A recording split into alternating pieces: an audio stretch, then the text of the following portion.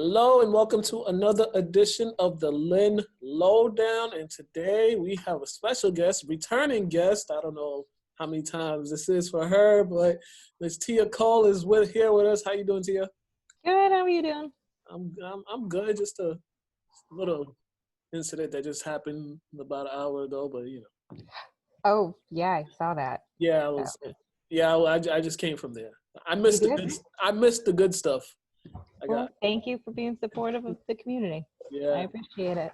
All right, and you guys are back at it. The Lynn Cultural Council is back at it with their grant. You guys got the grant going on here with applications. They went live October 1st. So let's chat about this grant. This is a yearly thing, correct? Yeah, this is a yearly thing. So every year, federally, some money gets put aside for arts and culture, and that kind of gets channeled down through the Mass Cultural Council, and they give it to different local cultures. So pretty much every cultural council, every city has a cultural council. So we're really grateful the last few years. The amount of funds that we've received has gone up and up, which is great. Mm-hmm. We don't know what we're looking at this year because COVID has affected a lot of budgets. Yeah. So we don't really know what's happening exactly with it, but our grants are open and available to pretty much anyone, which is the coolest part about this. Usually when it's a grant, like you have to have like a nonprofit status or something like that. But this could be an individual, it could be, a local arts and culture business, or, as long as we're doing something for the community in your programming, you can apply to help fund your program. So some of the examples, and please interrupt me if you have questions. Go ahead. So like, for example, I always keep my ear to like the Lynn Facebook groups. And last year, people would be like, oh, we should paint crosswalks, or, we should have a movie screening about my, this movie about my heritage. And once the Cultural Council grants were open, I was like, hey, why don't you write a grant to pay for that crosswalk paint? Or why don't you write a grant so you can get the rights to be able to broadcast that movie somewhere? And they all did. The grants can really be used for anything that's going to enrich the community, culture and arts wise. And usually you can try and apply to get funded for like the whole program. So like you can ask for like 10 grand if you want. Are you going to get 10 grand? Probably not. But we'll try and fund it to the best of our ability. Yeah. The previous recipients of those grants, what were some of the things that the previous recipients did with the funds that you guys provided for them? Yeah, so we had Juneteenth did their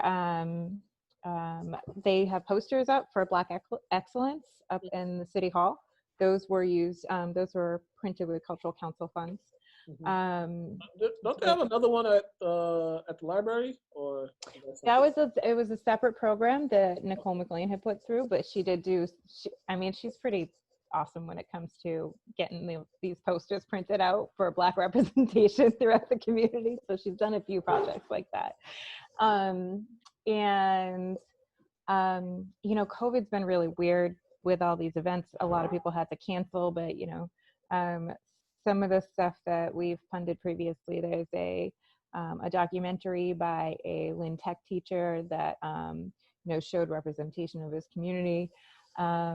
There were art projects, murals, things like that the kids are going to be doing in school. So some stuff is kind of, like I said, up in the air. Some stuff was able to transition virtually, like paint classes and things like that, art workshops that are free and open to the public. So this program, the unique thing about it, it's very, very, it's not exclusive to anybody. Anyone could apply for it. Schools can apply for it. You got, individual workers can apply for it. Nonprofits or for-profit organizations could apply for it. Well, that's quite unique because most grants, it limits who can apply for it. It's true. It's really, I like to just say it's our money, so we need to make sure we spend it. Because I want everybody, any of these crazy ideas, that, you know, anyone's ever had, and wants to see to fruition but didn't have the funds, this is the way to do it. And one of the actually really cool things about doing this in Lynn is we're one of the few communities where previously you would say you wanted to teach a paint class for kids, you'd have to go and buy all the paint stuff out of your pocket and pay for the venue out of your pocket, and then you would submit the information and hope to get reimbursed right away. In most cases, and I have to say it was a little slow this year because of COVID, we can pay all the funds upfront to you. So it's part of a pilot program, knowing that you don't always have the ability to just, you know, drop $600 on something. Yeah. Again, it was wonky trying to do that all this year with COVID and going back and forth between offices and City Hall being open and closed, but that's the general idea of it. Did you guys have any worries that you weren't going to be able to do this grant program this year because of COVID? No, honestly, the Mass Cultural Council has been great.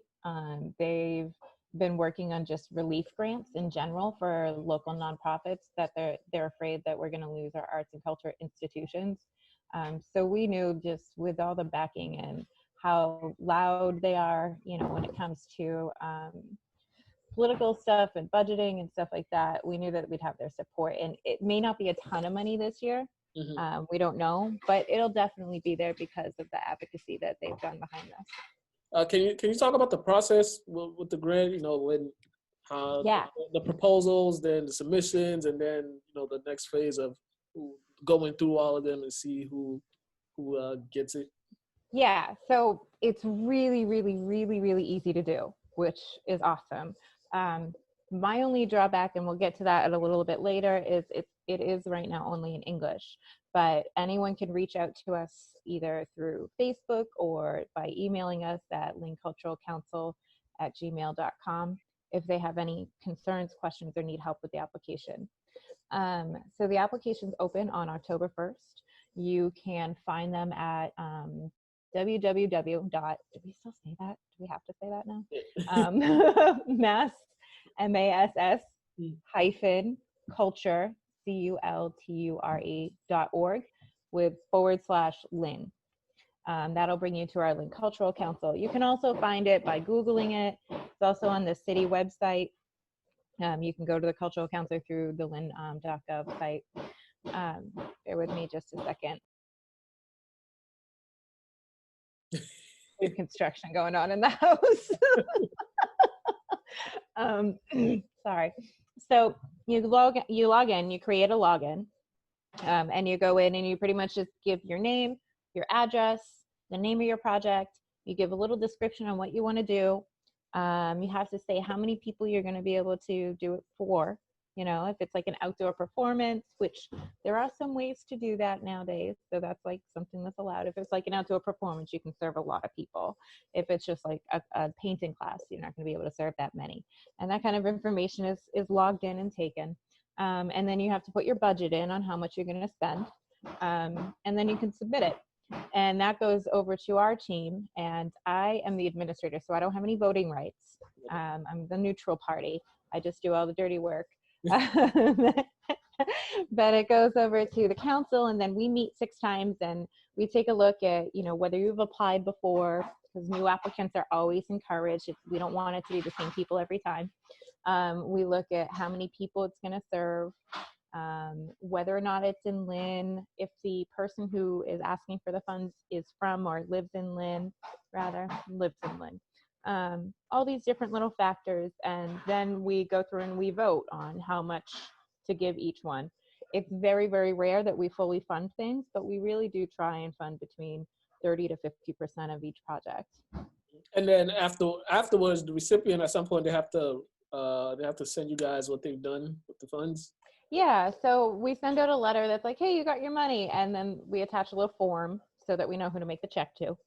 And then once you send that back in, we get the checks cut, and then that's your money. And when you're done at the end of the year, after you've completed your project, you do your project. You make sure that when you do any marketing, you put our little logo on it, and then you send your receipts for how you spent the money, your advertising that shows our logo, and if you want a little write-up about like how it went or any feedback, and you send that over to us, and we just file it away. And the deadline is November 16th to fill it out. November 15th, I believe. November 15th is the last day to apply.